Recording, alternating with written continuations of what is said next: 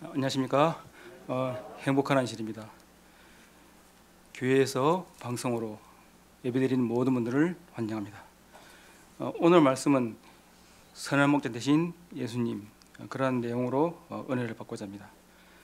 성경 말씀 보겠습니다. 요한복음 10장 11절 말씀입니다. 나는 선한 목자라.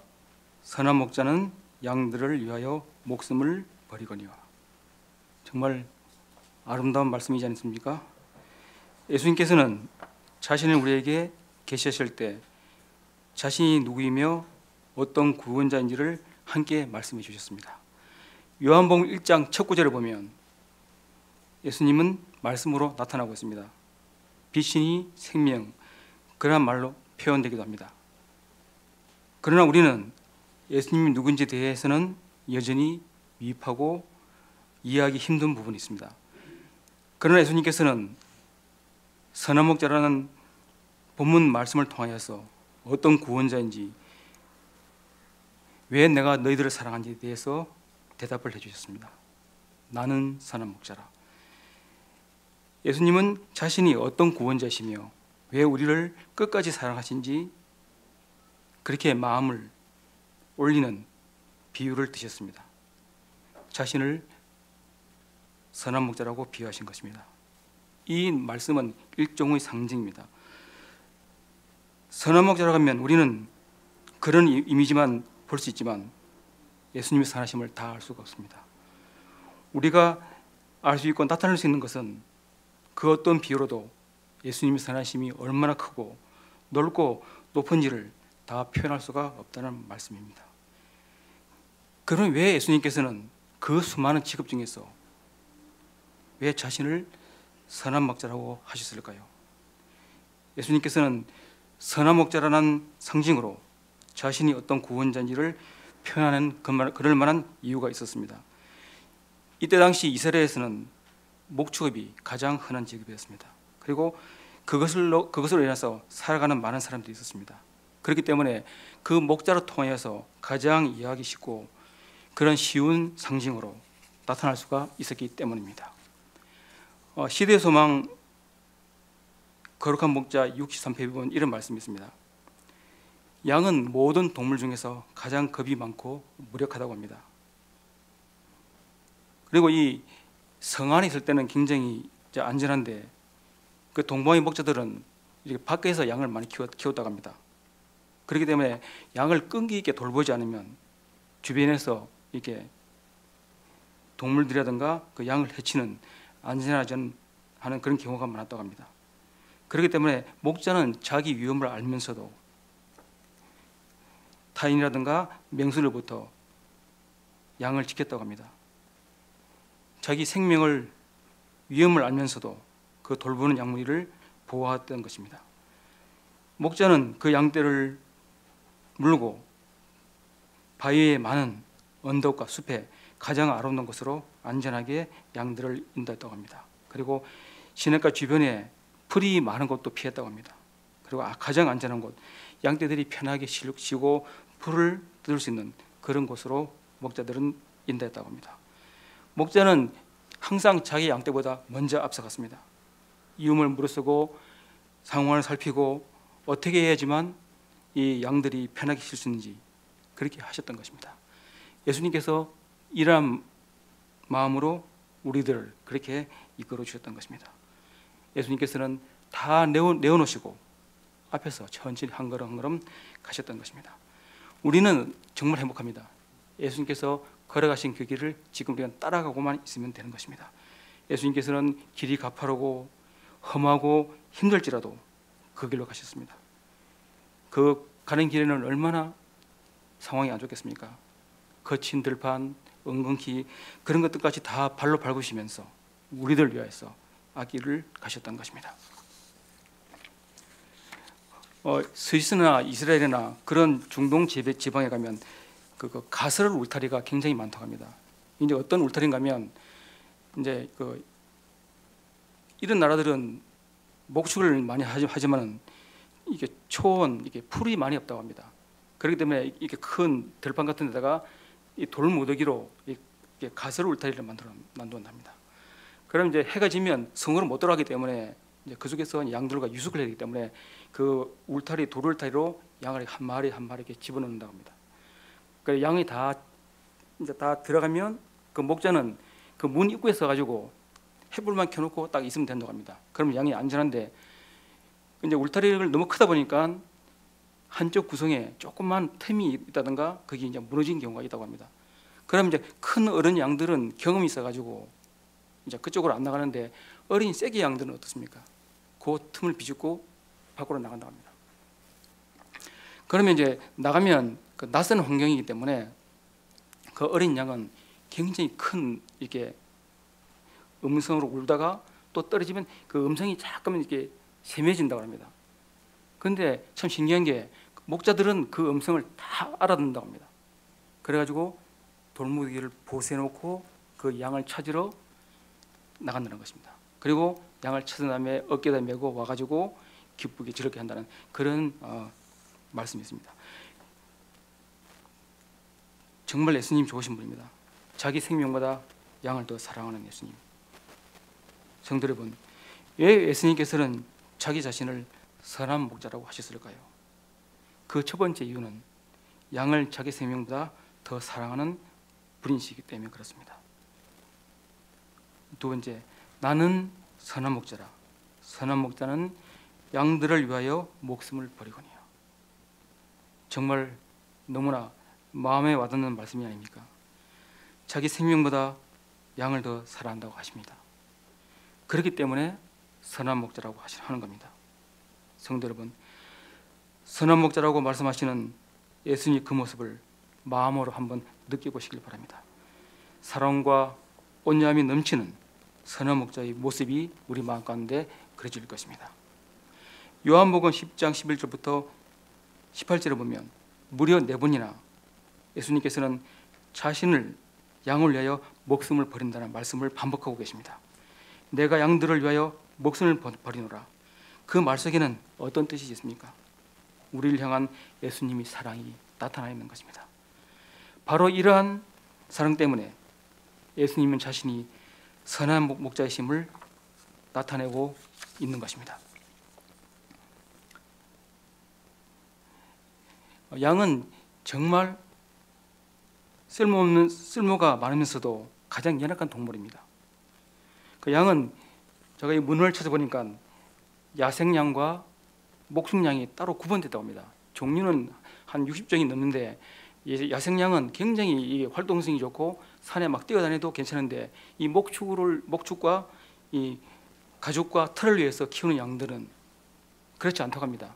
시력도 안 좋고 모든 것들이 좋지 않은 조건에 있다고 합니다. 그렇기 때문에 사람이 도움이 없이는 살 수 없는 동물이라고 합니다. 근데 양이 어떻습니까? 한번 뒤집히면 어떻습니까? 이게 일어나기가 좀 힘들다고 합니다. 털이라든가 여러 가지 그 무게 때문에. 그래서 만약에 넘어지게 되면 이게 그 양에는 위장이 좀 이렇게 두세 개가 되는 것 같은데 그게 가스가 다 찬다고 합니다. 그러면 빨리 못 일어나면 양을 이렇게 생명을 잃는다고 합니다. 근데 양이 잘 뒤집힌 이유가 몇 가지가 있는데 가장 큰 원인이 3가지라고 합니다.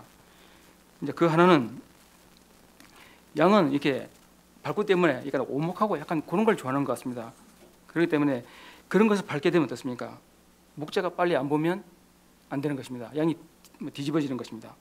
그리고 둘째는 양이 이렇게 좀 뭡니까 이렇게 좀 비대해진다고 합니다. 네. 그리고 세 번째는 양이 털이 너무 빨리 자란다고 합니다.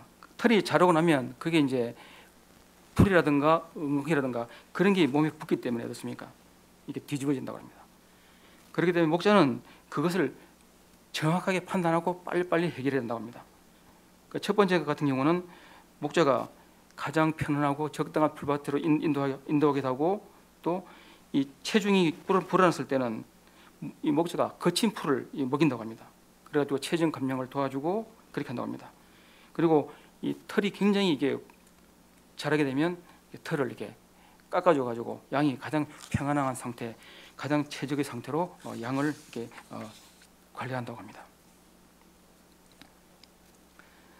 예수님께서는 자신을 선한 목자라고 하셨습니다. 또 다른 이유는 어떻습니까? 양을 매우 잘 알기 때문입니다.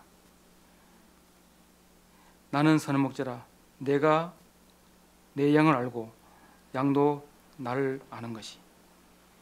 여기서 안다는 말은 어떻습니까? 양이 몇 마리인지 또 어떤 상태인지 그런 정도의 지식을 말하는 것이 아닙니다. 또 어떤 양이 남의 양이고 내 양인지 알거나 그런 것이 아니라, 또 나이가 몇 살인지 또 새끼를 가지는지 안 가지는지가 아니라, 예수님께서 안다고 하실 때는 어떻습니까? 양들이 처지에 서서 양들이 입장을 이해하고 그 양들이 동정해주고 그것을 안다는 사실인 것입니다. 그렇기 때문에 양의 마음을 하나하나 다 안다는 것입니다.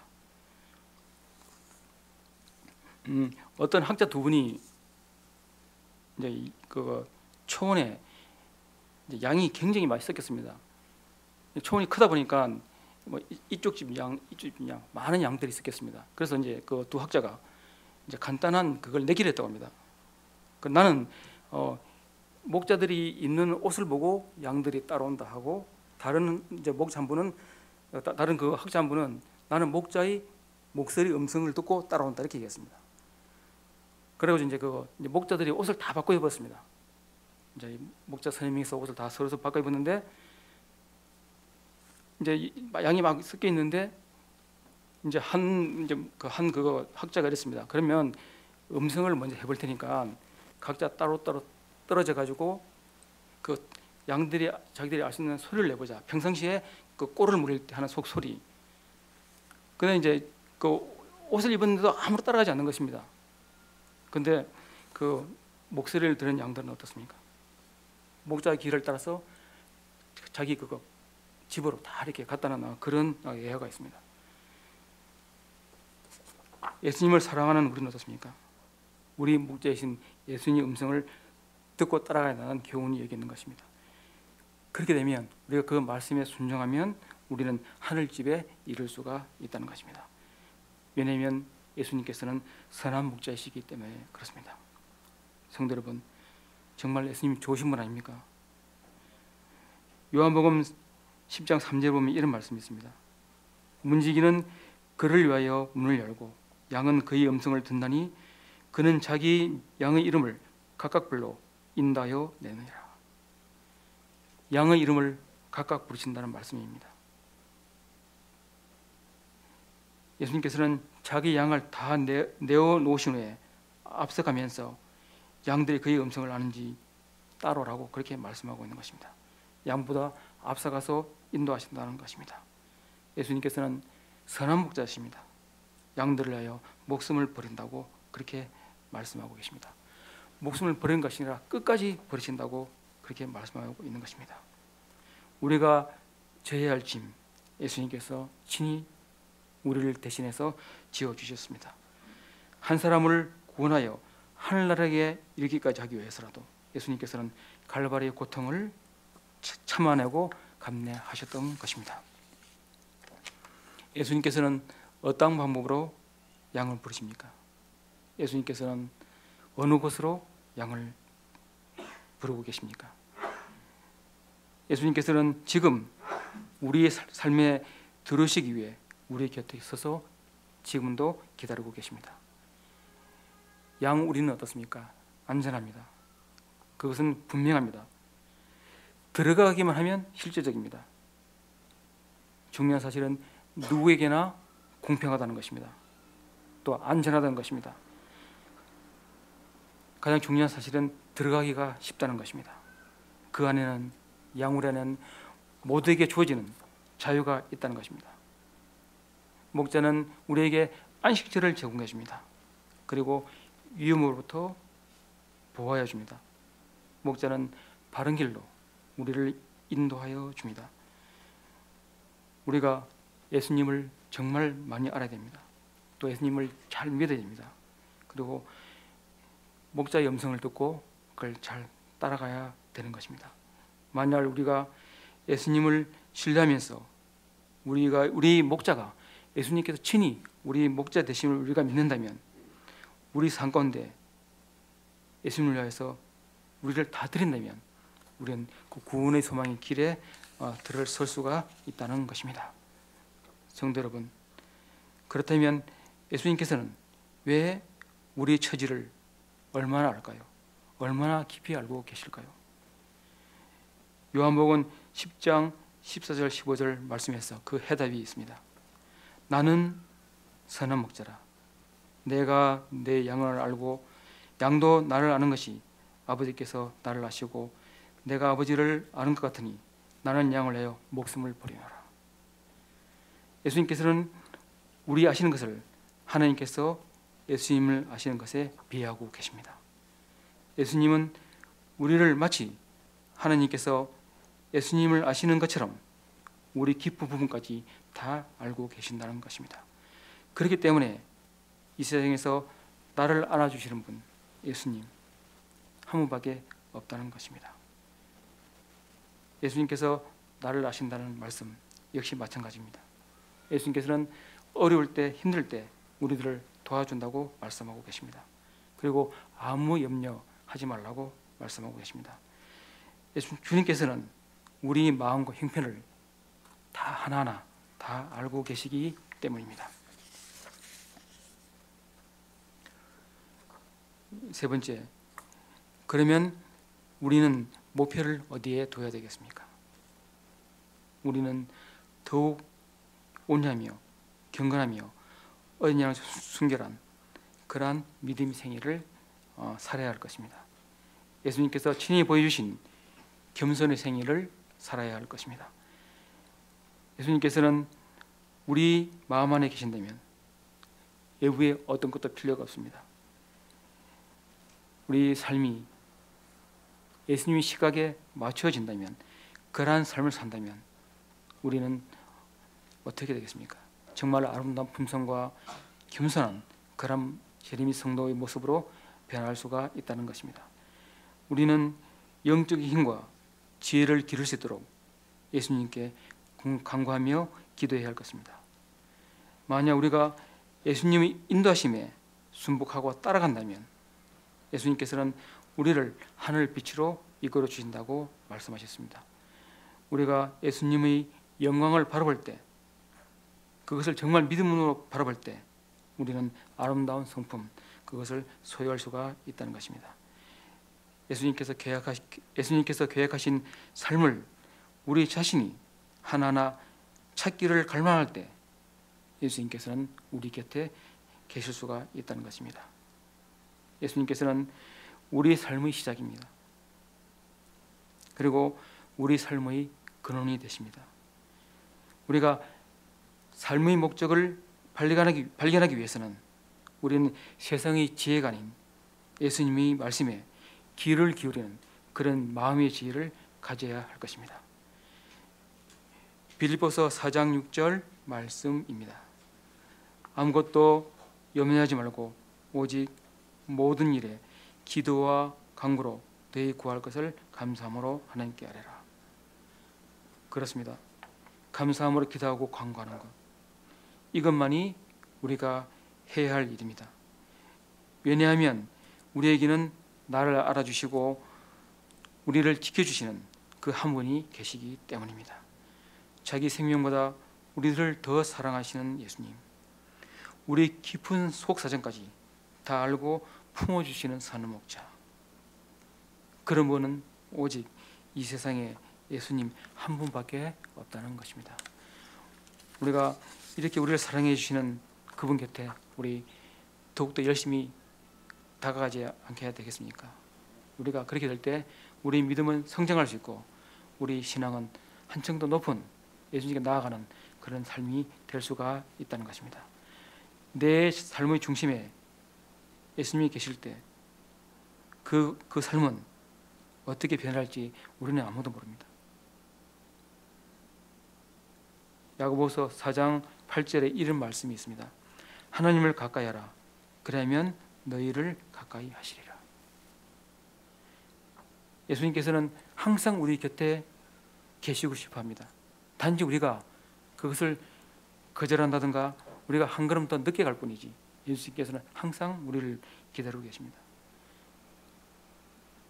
시대의 소망 1권 68페이지에 이런 말씀이 있습니다.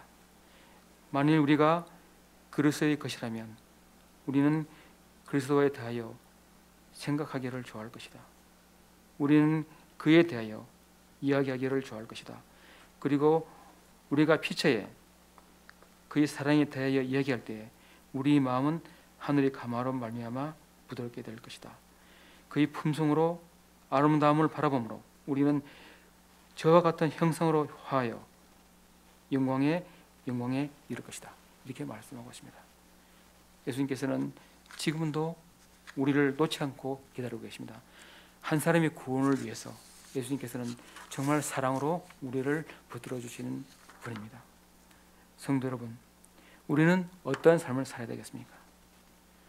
우리 모두 선한 목자이신 예수님을 바라보고 의지하는 그런 생애를 살아가야 할 것입니다.